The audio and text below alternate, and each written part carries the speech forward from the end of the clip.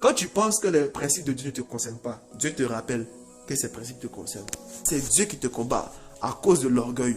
Et l'orgueil, c'est le fait de penser que les principes de Dieu ne s'appliquent plus à toi parce que tu es favorisé. Si tu entres dans un esprit de favoritisme avec Dieu, à un moment, tu peux penser que, bon, il y a des choses, c'est quand on est nouveau converti, on nous demande plus ça parce qu'on a grandi. Tu penses que tu es qui? Si tu penses que les principes de Dieu ne te concernent plus, il va te rappeler ça d'une manière ou d'une autre. Et sache que, aussi longtemps que tu vas murmurer que Dieu ne t'aime pas, que Dieu est ceci, Dieu est cela, pourquoi Dieu va te faire durer dans le désert là. Parce que là, tu t'attaques à Dieu. Le peuple d'Israël était resté 40 ans dans le désert, alors qu'il était censé faire seulement 40 jours. Une épreuve qui était censée durer quelque temps, tu la prolonges dans ta vie à chaque fois que tu dis, mais pourquoi Dieu, tu me mets dans ça? Pourquoi Dieu, tu me mets dans de telles situations? Pourquoi Dieu, tu m'abandonnes dans ceci? Pourquoi Dieu, tu m'abandonnes dans cela? Demande déjà pardon d'avoir murmuré. J'ai entendu des prédicateurs qui disent souvent, celui qui murmure met des murs entre lui et Dieu. Mur. Voilà pourquoi il t'a dit, adore Dieu quand bien même tu ne le vois pas. Quand bien même tu ne comprends pas.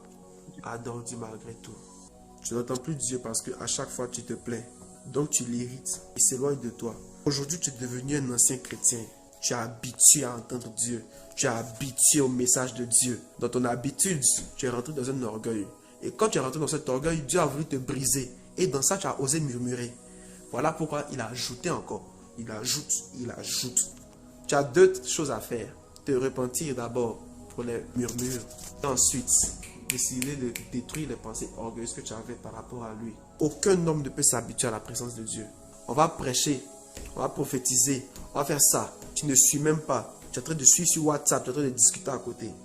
Tu penses que quand tu agis comme ça, c'est contre qui tu es en train de t'adresser d'abord. La Bible dit quand tu entres dans la maison de Dieu, ne fais pas le sacrifice de l'insensé. Écoute. Dans la présence de Dieu, on écoute. Mais si tu penses que tu as déjà entendu et que ça ne te sert à rien, oh non, j'ai déjà entendu ce message, franchement, j'ai l'habitude d'entendre ce message. J'ai l'habitude qu'il prêche ci, qu'il prêche ça, je sais qu'il va dire ci, qu'il va dire ça. Ah bon, tu t'habitues à Dieu. Comme tu t'habitues à Dieu, Dieu va te mettre dans un circuit pour te montrer qu'il y a des choses que tu ne maîtrises pas.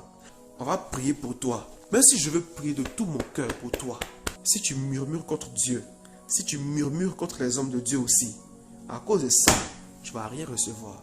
Tu n'as pas remarqué que ceux qui vivent les miracles à chaque fois, c'est ceux qui croient comme des enfants.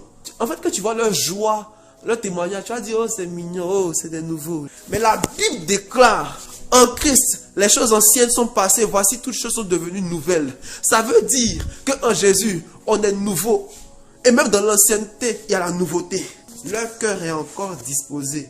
Voici ce qu'ils pensent. Quelqu'un qui reçoit un miracle, remarquez bien, souvent ils écrivent, vous ne vous rendez pas compte. Ils vont dire, j'étais là Seigneur, je m'attends à toi, je sais que tu es le Dieu qui peut tout, je sais que tu es le Dieu qui peut tout. Ils ne sont pas juste en train d'écouter quelqu'un qui dit, reçois, et puis ils sont là juste comme ça, Amen.